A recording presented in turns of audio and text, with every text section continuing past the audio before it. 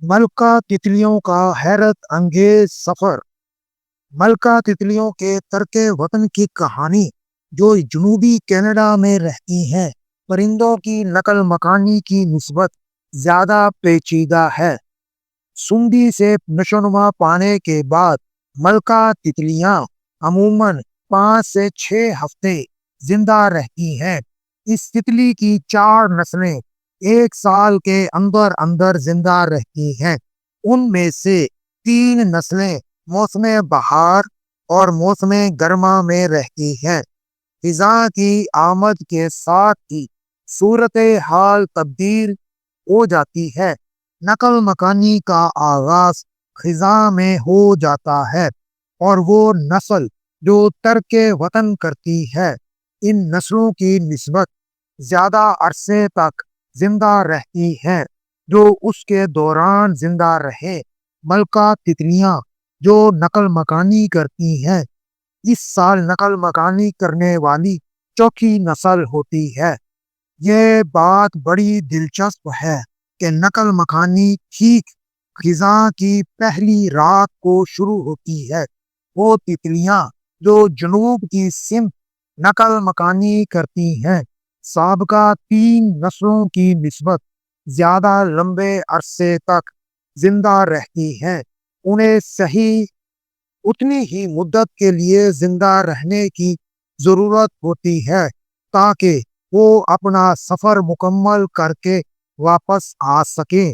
وہ تتلیاں جو جنوب کی سمت جاتی ہیں، منطقہ حارہ کے برج سرطان کو عبور کرنے کے بعد منتشر نہیں ہو جاتی اور سرد موسم اپنے پیچھے چھوڑ آتی ہیں۔ نصف امریکی بر اعظم سے نقل مکانی کرنے کے بعد کئی ملین تتلیاں میکسیکو کے وسط میں آ کر قیام کرتی ہے۔ یہاں آتش فشاں پہاڑوں کی بلند چوٹیاں مختلف قسم کے بناہیے فلورا سے ڈھکی ہوتی ہیں۔ یہ مقام 3000 میٹر کی بلندی پر ہوتا ہے اور تتلیوں کے گزر اوقات کے لیے کافی گرم ہوتا ہے۔ دسمبر تا مارچ 4 مہینوں میں یہ تتلیاں کچھ نہیں کھاتی۔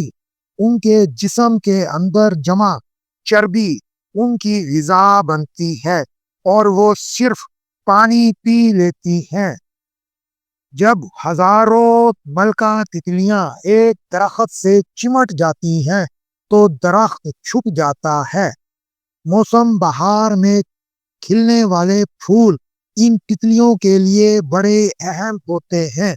4 ماہ کے دورے کے بعد موسم بہار میں پہلی بار وہ پھولوں کا رس چوستی ہے۔ شمالی امریکہ کی سمت واپسی کے سفر کے لیے اب ان تتلیوں نے کافی توانائی ذخیرہ کر لی ہوتی ہے۔ یہ نسل جو 2 ماہ تک زندہ رہتی ہے، اس کی زندگی کا عرصہ 8 ماہ تک بڑھ جاتا ہے۔ یہ پہلے والی 3 نسلوں سے دوسرے کئی اعتبار سے مختلف ہوتی۔ یہ مارچ کے مہینے میں سفر پر روانہ ہونے سے قبل جفتی کرتی ہیں۔ معتدل النہار کو تتلیاں واپس شمال کی جانب اڑنا شروع کر دیتی ہیں۔ اپنا سفر مکمل کرنے کے بعد جب یہ کینیڈا میں پہنچتی ہیں تو مر جاتی ہیں، مگر موت سے قبل ایک نئی نسل کو جنم دے جاتی ہیں جو ان کی نوع کے تسلسل کے لیے ضروری ہوتا ہے۔ نئی پیدا ہونے والی نسل سال کی پہلی نسل ہوتی ہے اور یہ 1.5 ماہ تک زندہ رہتی ہے۔ پھر دوسری اور تیسری نسلیں آ جاتی ہیں۔ جب چوتھی نسل آ جاتی ہے تو نقل مکانی پھر سے شروع ہو جاتی ہے۔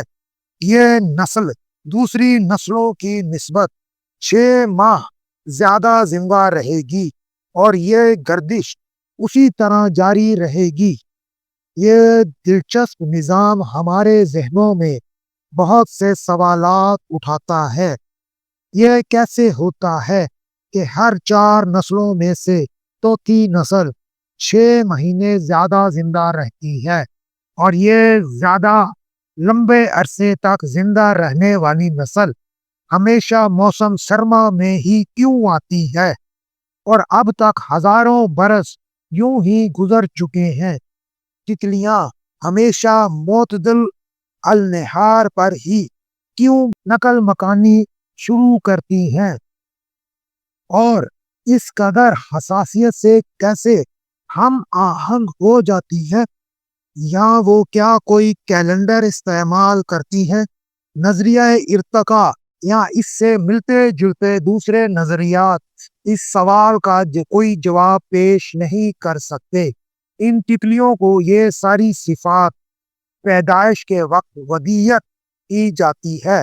اگر ملکہ تتلیوں کی 4 نسلوں میں سے پہلی نسل میں زیادہ عرصے تک زندہ رہنے کی صفت موجود نہ ہوتی تو پھر اس موسم سرما کے دوران تمام تتلیاں مر گئی ہوتی، اور یوں یہ جانور اس دنیا میں ناپید ہو جاتا۔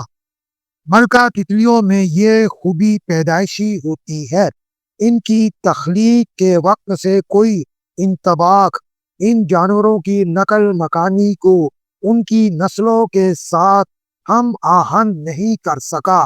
نہ ہی دوسری طرف یہ ممکن ہے کہ تتلیوں کی چوتھی نسل نے خود یہ فیصلہ کر لیا ہو کہ وہ زیادہ لمبے عرصے تک زندہ رہیں گی، اور انہوں نے اپنی تحول میٹابولزم ڈی این اے، ڈی آکسی رائبو نیوکلک ایسڈ اور جین اسی کے مطابق تبدیل کر لیے ہوں۔ بلا شبہ ان تتلیوں کو ان کی ساری صفات کے ساتھ تخلیق کیا گیا تھا۔ ہر نئی صبح انسان ٹیکنالوجی میں مزید ترقی کر رہا ہے۔ اس نے حیرت انگیز چیزیں بنا ڈالی ہیں جن کے ڈیزائن دیکھ کر عقل دنگ رہ جاتی ہے۔ انسانوں کو اللہ نے جو مہارت عطا کی ہے، اس کی بنیاد پر انہوں نے نئی نئی چیزوں کے ڈیزائن تیار کیے، اور پھر انہیں خاص خاص شکلوں کے ساتھ بنے نوع انسان کی خدمت کے لیے سامنے لے آئے۔ یہ بات خاص طور پر قابل توجہ ہے کہ انہیں بنانے کی مہارت اللہ کی عطا کردہ ہے، اس لیے لوگوں کو غرور و تکبر میں نہیں آ جانا چاہیے۔ اس کا ایک ثبوت فطرت ہے۔ جو کوئی بھی اپنے ارد گرد غور کرتا ہے اسے دکھائی دیتا ہے کہ اللہ نے فطرت کو ان گنت عجوبے عطا کیے ہیں۔ ہر کہیں ہر جاندار کو، پودوں سے جانوروں تک، خشکی پر، سمندروں میں اسے حیرت انگیز صفات عطا کر دی گئی ہیں۔ اس بات میں ان جاندار چیزوں کا ذکر کیا گیا ہے جو اس ٹیکنالوجی کی ایک مثال پیش کرتے ہیں۔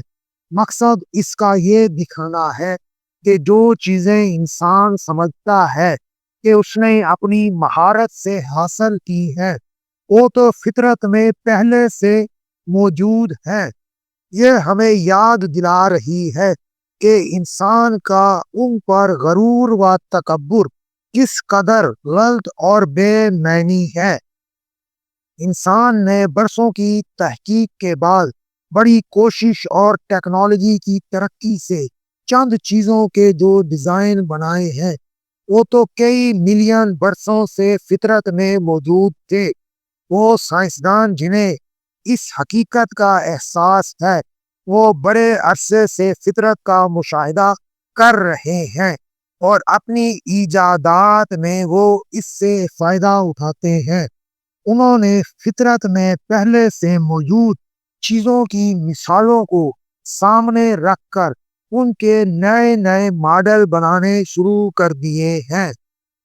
انہوں نے بڑی حیرت کے ساتھ اس حقیقت کو محسوس کیا ہے کہ جو تکنیک وہ استعمال کرتے ہیں وہ فطرت میں جو بے نقص تکنیک استعمال ہوئی ہے ان کے درمیان بڑا فرق ہے۔ اس نے انہیں یہ تسلیم کر لینے پر مجبور کر دیا ہے کہ اعلیٰ و عظیم دانائی کا مالک کوئی موجود ہے جو فطرت پر حکمرانی کر رہا ہے۔ وہ سمجھتے ہیں کہ ساری لطافتیں اور نفاستیں انطباق سے یا اتفاقاً وجود میں نہیں آ گئی ہے۔ اس مثال دانائی کا مالک جس کی موجودگی کا سراغ ان سائنسدانوں نے سائنس کے ذریعے لگایا ہے، اللہ ہے، آسمانوں اور زمین کی پرورش کرنے والا۔ جیسا کہ سورہ حشر آیت 24 میں بیان کیا گیا ہے۔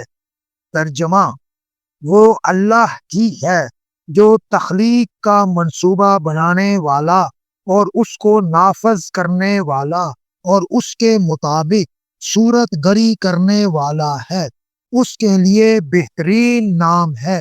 ہر چیز جو آسمانوں اور زمین میں ہے اس کی تسبیح کر رہی ہے اور وہ زبردست اور حکیم ہے۔ اسی طرح سورۃ قاف آیت 8 میں بیان کیا گیا ہے۔ ترجمہ: یہ ساری چیزیں آنکھیں کھولنے والی اور سبق دینے والی ہیں ہر اس بندے کے لیے جو حق کی طرف رجوع کرنے والا ہے۔ سبحان اللہ والحمد للہ ولا الہ الا اللہ واللہ اکبر، اللہ اکبر وللہ الحمد۔